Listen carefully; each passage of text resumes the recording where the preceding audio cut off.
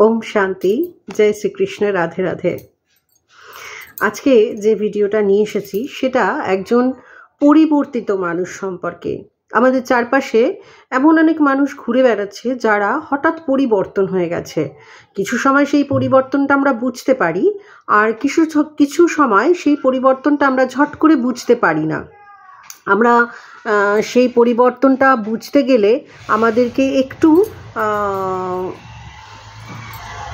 সময় দিতে হয়, কিন্তু চোখে পড়ে কোথাও না কোথাও একজন মানুষ যখন পরিবর্তন হয় সেটা আমাদের চোখে পড়ে। একটু আলাদা করা যায় সেই মানুষটাকে, হঠাৎ যেন সেই মানুষটা কোথাও যেন বদলে গেছে মনে হতে থাকে। কারণ আমরা জানতেও পারি না যে পুরো একটা যুদ্ধ নিজের ভিতর সে জয় করে ফেলেছে। সেই কারণেই আমরা তার বদলটা হয়তো দেখতে পাই, কিন্তু বদলে যাওয়ার কারণটা বুঝতে পারি না। এবং এটা জানবেন যে যুদ্ধ জয় করার পরে সে যখন বদল এসছে তার ভিতরে, সেটা কিন্তু তাকে অনেক বেশি মজবুত করে তুলেছে ভিতরে ভিতরে কোথাও আগের থেকে। বদলগুলো কীরকম? বদলগুলো হচ্ছে, যে মানুষটা ভীষণ একটা সময় ভালোবাসতো,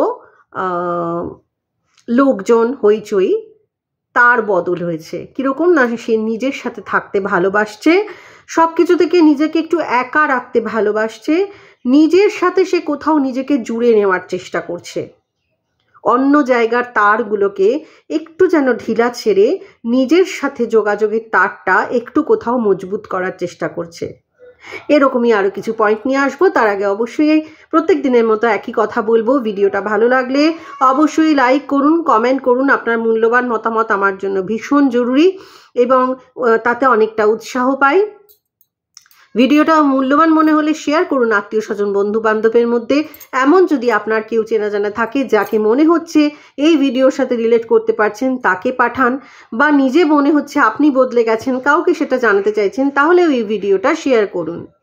আর চ্যানেলটা সাবস্ক্রাইব করুন, অন্যান্য ভিডিও এবং লাইভগুলো ঘুরে দেখুন, সেখানেও আপনার মূল্যবান মতামতটি অবশ্যই রেখে আসতে ভুলবেন না। দ্বিতীয় পয়েন্টে আসবো, সেটা হচ্ছে ভয় থেকে না পালানো।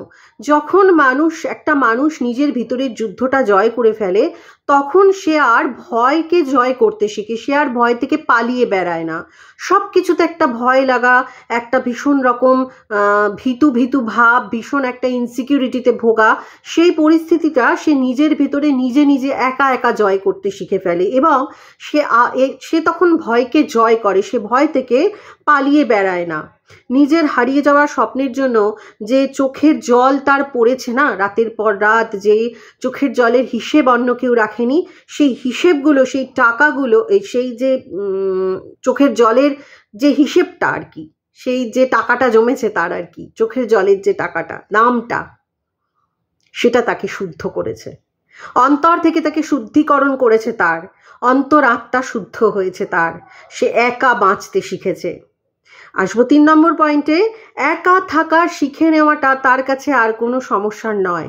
সে নিজের মতো করে নিজে সময় কাটাতে শিখেছে, সে গান শুনতে শিখেছে, সে বই পড়তে শিখেছে, সে কোনো না কোনো পজিটিভ কাজে ছবি আঁকতে শিখেছে, সে নিজেকে ব্যস্ত রাখছে, সে আর একে ওকে ডাকছে না নিজের দুঃখের কাহিনী বা মনের কথা শোনানোর জন্য, প্রয়োজনই মনে করছে না সে। আসবো 4 নম্বর পয়েন্টে, ক্ষমা করার শক্তি। সে যেন হঠাৎ করেই সবাইকে নির্বিবাদে ক্ষমা করে দিতে শিখেছে। যে অভিযোগ অভিমানের সুর তার কথায় ধরা পড়তো, বর্তমান সময় আর তার সেই অভিমানটা ধরা পড়ে না, আর সে কাউকে অভিযোগ করে না। হঠাৎ যেন নির্দ্বিধায় সে সবাইকে ক্ষমা করে দিতে শিখেছে।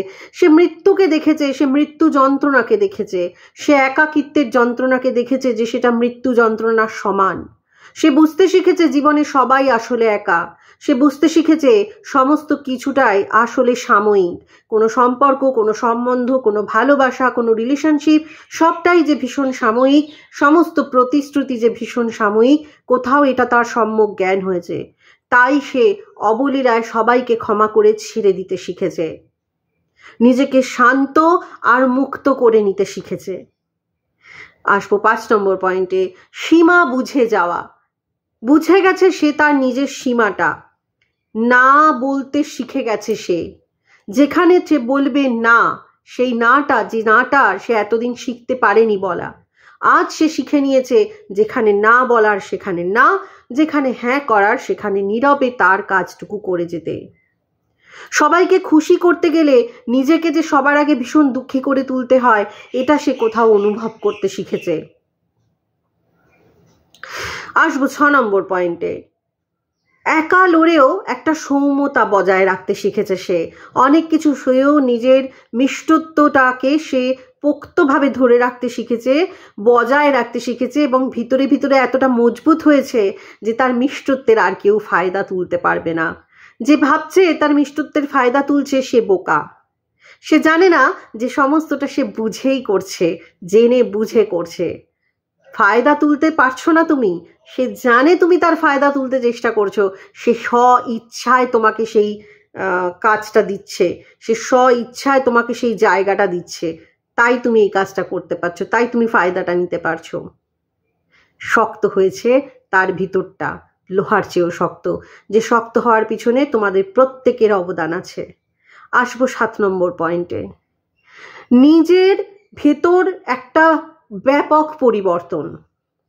যে মানুষটা ভয়ে একটু ভালোবাসার জন্য হাহাকার করে থেকেছে, কুণ্ঠিত হয়ে থেকেছে, নিজেকে একটা বোঝা মনে করেছে, সবাইকে প্রায়োরিটি দিতে চেষ্টা করেছে, সকলের সব ইচ্ছেকে মূল্য দিতে চেষ্টা করেছে, প্রত্যেককে একসাথে খুশি করতে চেষ্টা করেছে, কোথাও তোমরা তাকে আঘাতে আঘাতে এতটা জর্জরিত করেছো যে সে নিজের ভিতরে পরিবর্তন আনতে বাধ্য হয়েছে। বাইরে থেকে অচল, অডল, অবিচল হয়েছে সে। নিজের অনুভূতিগুলোকে লুকাতে শিখে নিয়েছে সে। আজ আর সে চোখের জল ফেলে না, আজ আর সে কারো কাছে অনুভূতি তুলে ধরে না।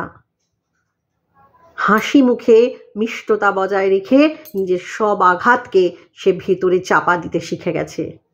ধন্যবাদ সেই সকল মানুষকে যারা তাকে এই পরিবর্তিত হওয়ার পিছনে, যাদের হাত আছে, এই পরিবর্তনের পিছনে যারা জেনে না বুঝে সহায়তা করেছে, সেই সকল আত্মাকে তার হয়ে ধন্যবাদ। এই হলো একটা পরিবর্তিত মানুষের রূপ, যে পরিবর্তন আমরা অনেক সময় বুঝতে পারি, অনেক সময় বুঝতে পারি না, অনেক সময় পরিবর্তনটা বুঝতে পারি, কারণটা বুঝতে পারি না। যদি রিলেট করতে পারো তোমার সাথে বা তোমার কোনো নিকটস্থজনের সঙ্গে, অবশ্যই শেয়ার করো, ভালো লাগবে। জয় শ্রীকৃষ্ণ, রাধে রাধে, আর অনেক অনেক শুভকামনা সেই বদলে যাওয়া শক্ত মানুষটার জন্য।